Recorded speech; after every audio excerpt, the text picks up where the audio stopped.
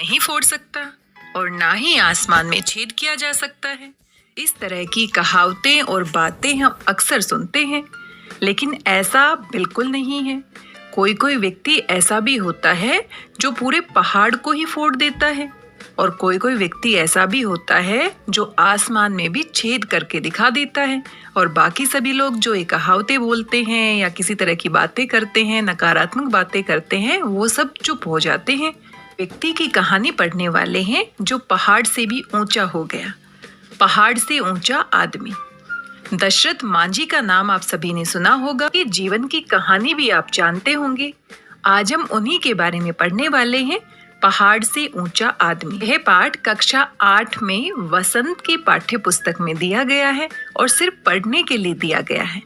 इससे संबंधित प्रश्न परीक्षा में नहीं पूछे जाएंगे। आइए पढ़ते हैं पहाड़ से ऊंचा आदमी और जानते हैं इनके जीवन के संघर्ष की कहानी।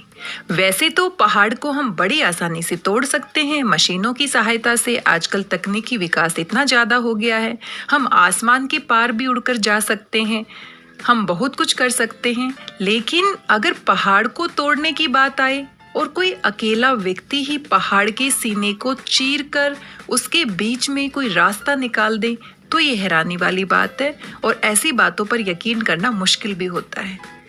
ऐसा ही कुछ किया है दशरथ मांझी जी ने। 360 फीट लंबा और 30 फीट चौड़ा पहाड़ काटने के लिए कितना वक्त लग सकता है? निश्चित ही टेक्नोलॉजी के इस युग में इस सवाल का जवाब इस बात पर निर्भर करेगा कि आप पहाड़ का सीना चीरने के लिए किस मशीन का इस्तेमाल कर रहे हैं। लेकिन अगर ये पूछा जाए कि इसी काम को एक ही शख्स को अंजाम देना हो तो कितना वक्त लगेगा, ये तो सोचने वाली बात है कि एक अकेला व्यक्ति इतने बड़े पहाड़ को, इतने लंबे और चौड़े पहाड़ को कैसे तोड़ सकता है। शायद ये चकरा देने वाला सवाल होगा, लेकिन बिहार के गया जिले के गैलोर गांव में एक मजदूर परिवार में जन्मे एक शख्स ने इसका जवाब अपने बाजुओं और अपनी मेहनत से दिया।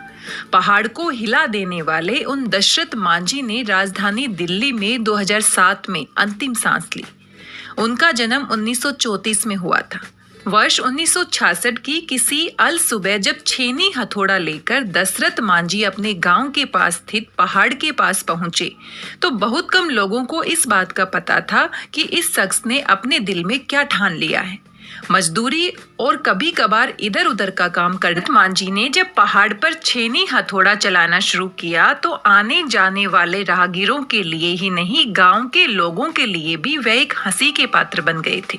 और हम सभी जानते हैं जब कोई व्यक्ति किसी बड़े काम को हाथ में लेता है और उसकी शुरुआत करता है तो आसपास के लोग हंसने वाले बहुत होते हैं। उनको लगता है ये पागल हो गया है, ये क्या कर रहा है। क्योंकि जब भी कोई नया काम होता है, अलग काम होता है, समाज की भलाई के लिए होता है, तो उसकी शुरुआत कुछ ऐसे ही होती है। हंसने वालों की, मजाक बनाने वालों की कमी नहीं रहती। और दशरथ मांझी जब इस काम की शुरुआत कर रहे थे तो कोई नहीं जानता था कि वो क्या करने वाले हैं, और सबको ये लग रहा था कि ये व्यक्ति क्या पहाड़ को तोड़ पाएगा, ये तो बेवकूफी वाली बातें कर रहा है, ये तो शायद पागल हो गया है। अपनी जीवन संगिनी यानी पत्नी फागुनी देवी का समय पर इलाज न करा पाने से उसे खो चुके दशरथ मांझी को इससे कोई फर्क नहीं पड़ा, क्योंकि उनके मन में जो दर्द थी, जो पीड़ा थी, उनकी पत्नी का सही समय पर इलाज नहीं हो पाया क्योंकि उनके गांव से और शहर की दूरी बहुत ज्यादा थी और बीच में एक विशाल और अटल पहाड़ आता था जिसके चारों तरफ से चक्कर लगाकर उनको शहर जाना होता था, और जो बहुत ही समय लेने वाली यात्रा होती थी, जिस कारण से उनकी पत्नी सही समय पर अस्पताल नहीं पहुंच पाई और उनका देहांत हो गया। इसी पीड़ा को अपने मन में छुपाए और अपने मन में ठान लिया उन्होंने कि वो क्या करने वाले हैं।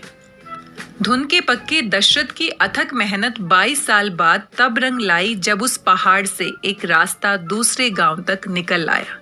सोचिए 22 साल की कड़ी मेहनत। बिना थके बिना रुके लोगों के तानों का सामना करते हुए एक ऐसा व्यक्ति जो सिर्फ अपने हाथों की मेहनत से सुबह से लेकर शाम तक एक पहाड़ के सीने में छेद करना चाहता हो और 22 साल के बाद आखिर उसकी मेहनत रंग लाई। हमारे साथ क्या होता है, हम किसी काम की शुरुआत करते हैं और थोड़े समय के बाद हम उसको बीच में छोड़ देते हैं।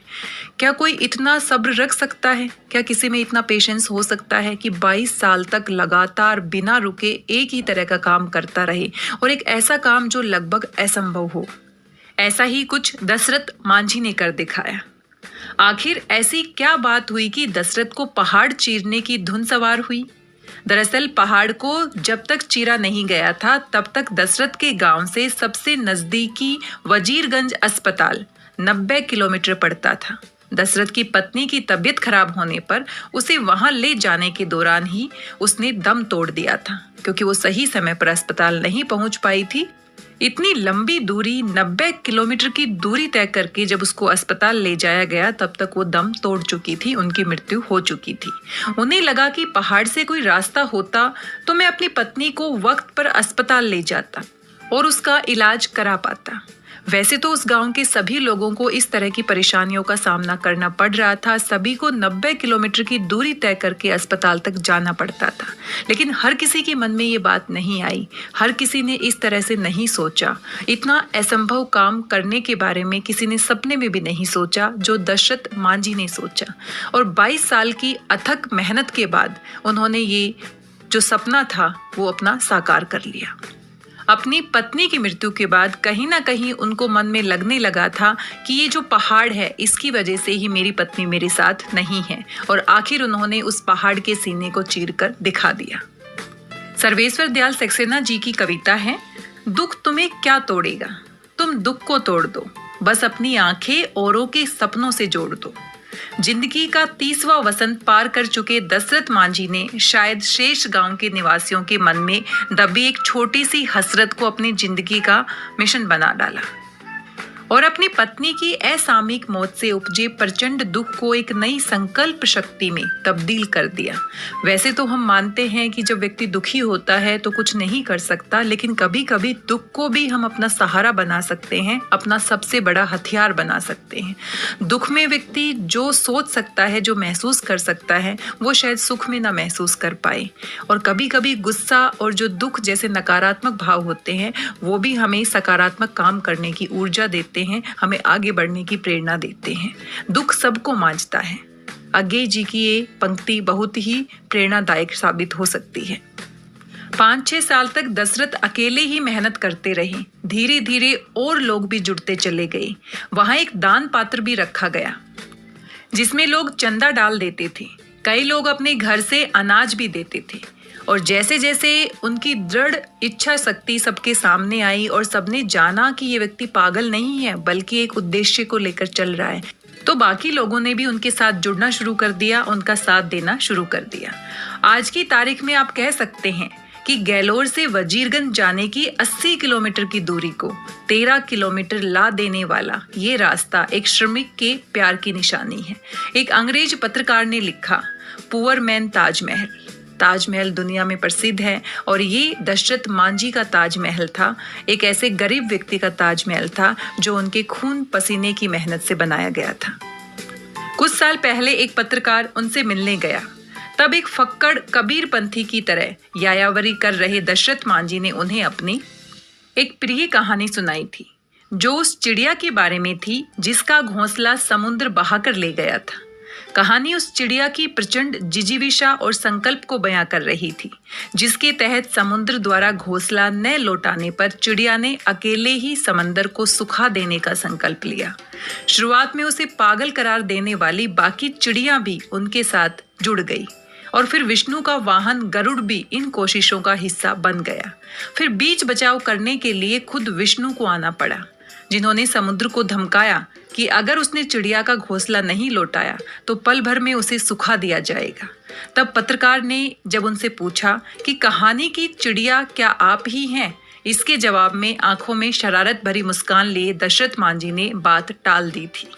ये खुद उन्होंने कहानी सुनाई थी, एक चिड़िया की कहानी जो उनके ही जीवन से जुड़ी कहानी बन गई। किस तरह से उन्होंने अपने आप को प्रेरित किया और इतना बड़ा काम अपने हाथ में लिया। पिछले कुछ सालों से दशरथ मांझी कबीरपंथी साधु बन गए थे और यायावर बने हुए थे, लेकिन कबीर का उनका स्वीकार महज ऊपरी नहीं था। उनके विचारों में भी कबीर जैसी प्रखरता थी। गरीब और मेहनतकशों का ईश्वर, पूजा में उलझे रहना और तमाम अंधश्रद्धाओं का शिकार होना उन्हें कचोटता था। वे कहते थे कि जिंदगी भर फाका कशी करते रहे आदमी की मौत के बाद मृत्यु भोज में अच्छे अच्छे पकवान खिलाए जाते हैं, इसके लिए लोग कर्जा क्यों लेते हैं। उनका मन समाज में फैले अंधविश्वास और कुरीतियों से दुखी होता था। वो सिर्फ दिखावे के तौर पर कबीर को नहीं मानते थे, बल्कि उनके विचार भी कबीर धारा से मिलते थे। दशरथ मांझी हमारे बीच नहीं है, लेकिन क्या वे हमें उन मिथकीय पात्रों की याद दिलाते प्रतीत नहीं होते जैसे पात्र हमें पुराणों में मिलते हैं। फिर वे चाहे प्रोमेथियस हो या भगीरथ, ऐसी शख्सियतें जो मनुष्य की उद्दाम जिजीविषा को प्रतिबिंबित कर रही होती हैं और अपनी कोशिशों से प्रकृति की दानव शक्तियों और इंसानियत के दुश्मनों से लड़ रही होती हैं। अपने जीवन का फलसफा बयान करते हुए उन्होंने एक पत्रकार को शायद इसीलिए बताया था कि पहाड़ मुझे उतना ऊंचा कभी नहीं लगा जितना लोग बताते हैं। मनुष्य से ज्यादा ऊंचा कोई नहीं होता। और एक ऐसा आदमी जो पहाड़ से भी ऊंचा बन गया और जिसके जीवन से हम प्रेरित हो सकते हैं, अपने जीवन में कुछ नया रचने के बहुत सारे लक्ष्य हम निर्धारित कर सकते हैं। जब दशरथ मांझी कर सकते हैं तो हम क्यों नहीं कर सकते। और इंसान के संकल्प से बड़ा कोई पहाड़ नहीं हो सकता। सच ही कहा है। कोशिश कर हल निकलेगा, आज नहीं तो कल निकलेगा। एक दिन में कहां दशरथ मांझी पहाड़ को तोड़ पाए। 22 साल का लंबा संघर्ष, कितना सब्र होगा, कितना उनका मन मजबूत होगा, ये सोचकर ही हम हैरान हो जाते हैं, दांतों तले उंगली दबा लेते हैं। तो सब्र रखना, कड़ी मेहनत करना, लगातार करना, बार बार करना, बिना रुके, बिना थके, बिना लोगों के तानों से करना, तभी कोई दशरथ मांझी बन सकता है। और इतिहास गवाह है, जिस व्यक्ति ने अपने मन को मजबूत किया है, अपनी दृढ़ इच्छा शक्ति का संकल्प लिया है, उसने बहुत कुछ ऐसा कर दिखाया है जिसके बारे में साधारण व्यक्ति, साधारण मानव सोच भी नहीं सकता। असंभव को भी संभव कर दिखाया है। जब वो कर सकते हैं तो हम क्यों नहीं कर सकते। और उनकी परिस्थितियां इतनी भी अच्छी नहीं थी। उनके जीवन में दुख था, पीड़ा थी, दर्द थी, जिससे व्यक्ति टूट जाता है, लेकिन वो टूटे नहीं, बल्कि अपने दुख को ही अपना सबसे बड़ा